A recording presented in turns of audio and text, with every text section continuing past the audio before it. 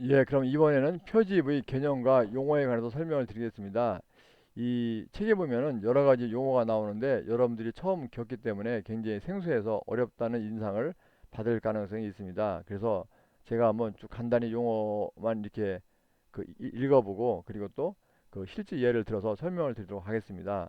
그래서 이렇게 책에 이렇게 나와 있는데 이런 걸 약간 무시하고 제가 편하게 그냥 설명을 드리도록 하겠습니다. 먼저 보면 이제 아까 일절에서 말씀드린 것처럼 이렇게 모집단이 있습니다. 모집단, 예, 모집단. 그래서 이제 모집단은 우리가 저 연구하려는 대상입니다. 그래서 연구하는 대상이고 이 모집단에서 이제 이 표본을 끄집어냅니다. 표본을. 예, 그래서 이 표본이라고 하죠. 표본. 예, 표본을 끄집어내는데 그래서 이 모집단에서 이 표본을 끄집어내는 과정을 갖다가 표집이라고 또는 표본 추출이라고 이야기한다고 앞에서 말씀을 드렸습니다. 예, 그래서 이제 요소라는 것은 이렇게 분석하는 단위입니다. 즉 우리가 이제 그 표본으로 선정되는 단위인데 분석 단위입니다. 예, 그리고 이제 요소가 영어로 엘리먼트라고. 그러니까 이제 모집단은 바로 이 우리가 조사하려고 하는 그 대상 전체입니다. 이 모가 이제 어미모고 영어로는 이제 파퓰레이션 우리가 인구를 파퓰레이션이라고 하는데 파퓰레이션이라고 부르고 있고 이 연구 모집단은 이제 실제적으로 선정되는 그 실제적으로 우리가 이제 조사하는 요소입니다. 예를 들어가지고 이제 이제 모집단이라는 것이 약간 이론적이고 관념적인데 연구 모집단, 연구는 이제 스터디입니다, 스터디.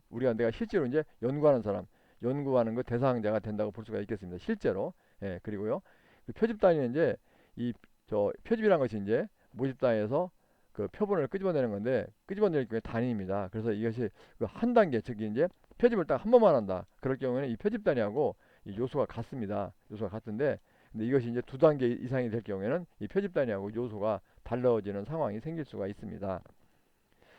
예, 그리고 이제 그 표집 틀인데 표집 틀이라는 것은 거 뭐냐면 이제 우리가 아까 본 것처럼 이렇게 모집단에서 이 모집단에서 이제 이 표본을 꺼냅니다.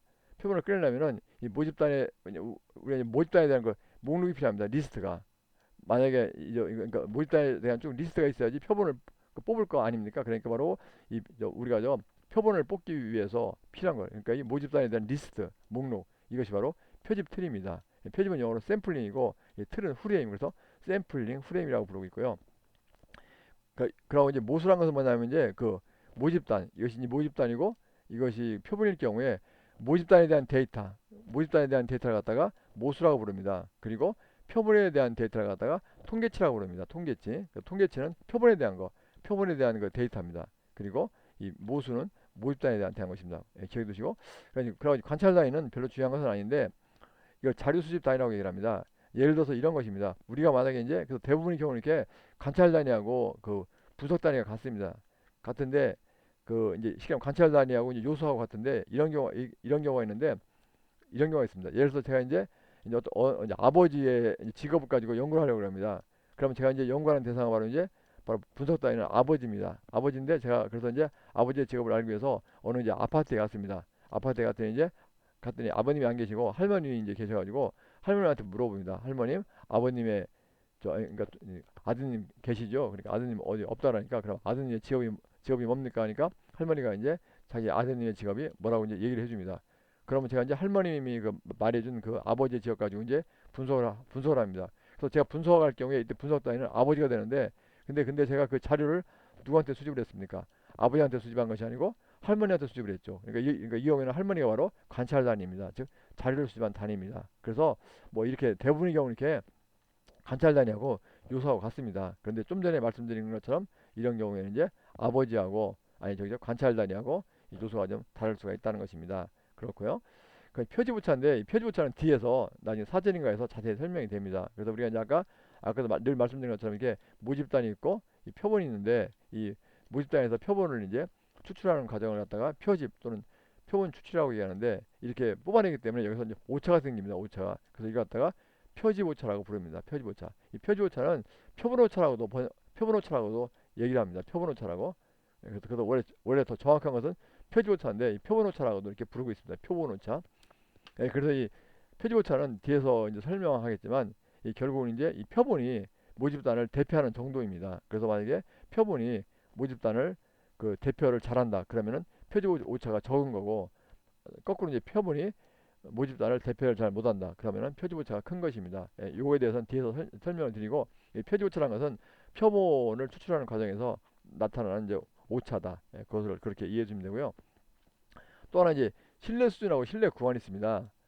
예, 그래서 이게 뭐냐면 이제 신뢰 수준하고 신뢰 구간인데 이제 다시 보면 또 이렇게 이제 이게 모집단이 있고 여기 이제 표본이 있습니다.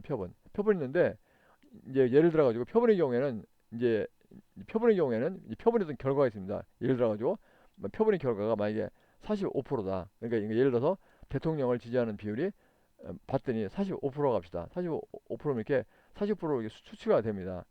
되는데 근데 이제 우리가 관심을 가지는 이유는 이 표본의 결과가 아니라 모집단에 대한 결과입니다.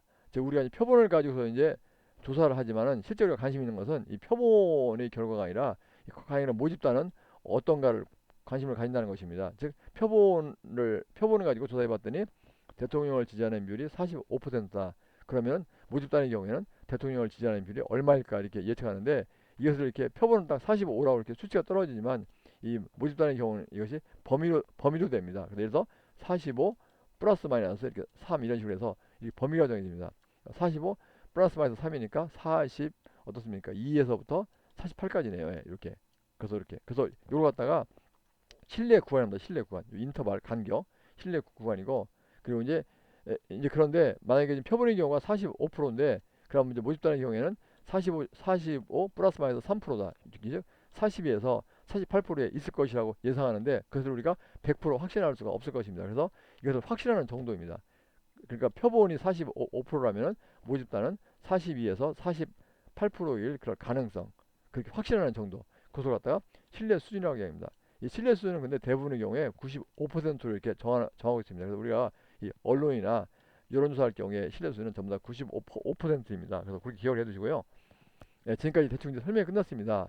아마 여러분들이 쪽에 장하게 설명을 들었는데 뭐 제대로 이해가 뭐 전에 이제 아시는 분들은 이해가 되셨겠지만 아마 처음 듣는 분들은 오히려 이게 뭔 소리인지 더 헷갈릴 것입니다. 그러면 제가 다시 실제 한번 그래서 저희 그 강아지도 헷갈린다고 저한테 이렇게 또 막 얘기를 하고 좀 얘기를 합니다. 너무 복잡하다고 예를 들어달라고 설명하면서 아까 좀 전에 수업할 때도 막 멍멍 짚고 그랬습니다. 너무 어렵다고. 그래서 예를 한번 들어주겠습니다.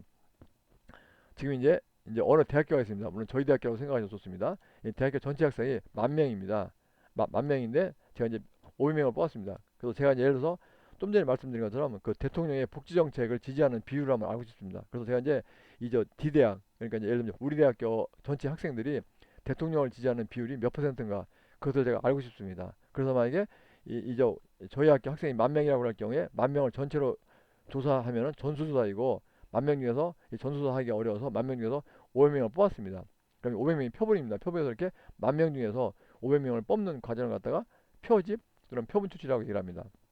그리고 전체 10,000명을 갖다가 모집단이라고 부릅니다. 모집단. 그리고 500명을 갖다가 표본이라고 부릅니다. 그리고 모집단에 대한 데이터를 갖다가 모수라고 부르고 이 표본에 대한 데이터를 갖다가 통계치라고 부릅니다. 예, 말씀드렸죠? 드렸는데 이제 그렇게 하고 이제 아까 여러분들 기억나지? 요소. 그럼 이제 이 경우에 제가 연구하는 분석 단위는 학생입니다. 학생 개인이니까 이 경우에 요소가 뭐 학생 또는 개인이 됩니다. 요소는 개인 또는 학생이 되는 거고요.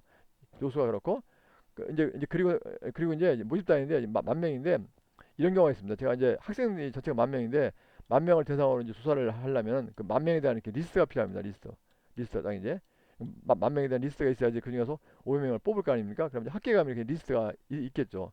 그래서 그 리스트를 갖다가 뭐라 그럽니까? 표집 틀이랍니다. 표집 틀은요 이 표본을요 추출하기 위한 그 모집단의 리스트입니다. 그래서 리스트가 표집 틀이고 그리고 이제 여기서 이제 뭐 끄집어낼 경우에 끄집어내는 단위 그것이 이제 표집 단위인데 이 경우에는 여기서 학생이기 때문에 이 요소하고 표집 단위가 같습니다. 그래서 큰 문제가 없고요. 이제 그런데 이제 근데 보시면 이제 만약에 학생이 10,000명인데 그래서 실제 뽑으려고 보니까 이 중에 이제 군대 간 학생도 있고 또는 학교에 안 나와서 연락이 안 되고 또는 뭐 사기쳐가지고 도망쳐가지고 잠수 탄 학생도 있어가지고 실제 보니까 실제 접근 가능한 학생은 9,000명이라고 칩시다. 9,000명. 9,000명이라고 칠 경우에 바로 이제 요거 갖다가 9,000명을 갖다가 연구 모집단이 옵니다. 연구 모집단. 아까 스터디. 그러니까 이 모집단은 이제 약간 이론적이고 이제 관념적인데 연구 모집단은 실제죠. 실제로 그 표본을 추출한 대상입니다. 그래서 이제 9,000명은 이제 그 실제 우리가 접근할 수 있는 전체 대상이기 때문에 이걸 갖다가 연구 모집단이라고 부르고 있습니다. 이제 그러고 이제 이렇게 이렇게 모집단에서 표본을 추출하는 과정에서 이제 오차가 발생합니다. 그래서 그것을 갖다가 표지오차라고 얘기를 합니다. 얘기를 하는데, 그럼 한번 이제 예를 들어 보겠습니다. 저희 그래서 이제 500명을 가지고 조사를 해봤더니 이 대통령을 지지하는 비율이 40, 아까 말씀대로 45%가 나왔습니다. 45%가 45% 나왔으니까 이것은 바로 표본에 대한 것이기 때문에 통계치입니다. 통계치인데, 근데 이제 저희가 관심을 가지고 있는 것은 이 대전대학교 학생 10,000명 또는 그 9,000명이 그 대통령을 지지하는 비율입니다. 그래서 저희들이 표본조사를 하는 이유가 이 표본조사에서 나온 결과를 가지고서 이 모집단은 과연 그러면 어떠냐 이것을 예측하는 것인데, 아까도 말씀드린 것처럼 이 모집단에 대한 예측은 이렇게 딱 수치로 끊어지지 않고 범위로 예측합니다. 범위로 예측하는데, 그래서 이제 이 경우에 이제 등장하는 것이 표지오차입니다. 그래서 표지오차가 만약에 플러스 마이너스 3%다. 3%다 할 경우에는 이것이 이제 45에서 45에다 플러스 마이너스 3 이제 이런 식으로 되는 것입니다. 그래서 바로 이것이 이제 모수입니다. 왜냐하면 모집단에 대한 데이터이기 때문에. 누차 말씀드리지만 우리가 조사하는 표본 가지고 하지만 우리가 궁극적으로 결과적으로 관심을 가지는 것은 이 모집단에 대한 결과입니다. 그래서 우리가 알고 싶은 것은 이저 표본의 이것이 아니라 과연 그럼 모수, 그러니까 대전대학교 또는 우리 학교 10,000명 또는 9,000명은 그러니까 모집단에 대한 결과는 어떠한가 그것을 알고 싶어 하는데, 이 모집단에 대한 결과는 이렇게 범위로 정해진다. 그런 것입니다. 이제 그럴 경우에 만약에 요 45%는 이제 통계치고, 그러니까 저 500명의 경우에 대통령 지지 비율이 45%다. 그러고 이제 표지오차가 플러스 마이너스 3%라 그럴 경우에 모집단의 경우에는 어떻게 되냐면 45 플러스 마이너스 3이 되니까 결국에 아까도 한 것처럼 42에서부터 48%가 되는 것입니다. 그래서 요것이 바로죠. 뭐냐면 이게 신뢰 구간입니다. 신뢰 구간, 아까 신뢰 구간, 즉 신뢰하는 구간이 이게 신뢰 구간이고 컨피던스 인터벌이고, 그리고 이제 아까도 말씀드린 것처럼 45%인데 표본이 45%일 경우에 이 모집단이 42에서 48%에 들어가는 것을 확신하는 정도입니다. 근데 보통 우리가 이제 95%를 정하는 경우가 일반적입니다. 그래서 여러분들이 이 언론 같은 데 보면 다 95%고 특별한 표시가 없습니다. 95%입니다. 그러니까 이 얘기는 이제 정리를 하자면은 그 표본 만약에 이제 우리 학교 학생이 총 10,000명인데 그중에서 500명을 대상으로 조사를 했더니 대통령을 지지하는 비율이 45%입니다. 그런데 표지오차가 3%입니다. 그러면은 그 10,000명의 경우에 대통령을 지지하는 비율이 45 플러스 마이너스 3, 즉 42에서 48%일 40%일 것이라고 확신하는 정도가 95%라고 그런 것입니다. 이 95%가 바로 신뢰 수준이고 이것이 신뢰 구간이고, 그렇게 이제 추정을 하는 것입니다. 그래서 여러분들이 언론에도 이렇게 이제 나오시면 이렇게 알 수가 있을 것입니다. 어느 이제 저 YTN 뉴스인데 여기도 뭐 나왔습니다. 조사 대상이 이렇게 만 19세 이상이다. 그럼 이제 표본수가 이렇고 써있고, 여기 표본 오차가 이제 표지오차죠. 95% 신뢰 수준에서 플러스 마이너스 3.1% 이렇게 되어 있습니다. 원래는 이게 플러스 마이너스 3.1% 포인트가 이제 피자가 이제 쓰는 게 더 맞는 것입니다. 그러니까 뭐냐면 이제 만약에 봤더니 만약에 이렇게 조사를 했는데 대통령을 지지하는 비율이 뭐 40%였다. 그러면 이것은 뭐냐면 이제 그러니까 이건 1,000명 대상으로 조사한 것이 이 표본 조사한 것이 바로 40%일 경우에는 전국에는 19세 이상 전체의 경우에는 40% 플러스 마이너스 3.1이니까 3.1%라고 확신하는 정도가 95%라는 것입니다. 그러니까 뭐 그런 의미입니다. 여기도 보면 다시 또 YT에 나왔는데 보시면 여러분들이 나왔습니다. 여러분들이 여기 이제 P가 들어가 있네요. 여러분들이 여기를 보시면은 뭐가 하나 잘못됐습니다. 이렇게 이제 언론사에서도 갑자기 준비하는 말이 잘못되는데, 보면 여기 뭐가 잘못된 거로 보입니까, 여러분들이? 여기 표지오차라고 써 있는데, 표지오차 이 앞부분 이렇게 이제 앞부분은 표본오차인데 여기 표지오차, 이 표지오차랑 표본오차는 같은 말이고 표지오차가 더 정확한 표현입니다. 여기 역시 90% 신뢰 수준이고, 그래서 뭐 이런 이제 표시가 없으면 95%고 거의 대부분 다 95% 이렇게 하고 있습니다. 95%고, 그리고 여기 이제 3.1%하고 여기 이제 피자를 썼습니다. 원래 3.1, 그래서 3.1% 포인트라고 이렇게 부르고 있습니다.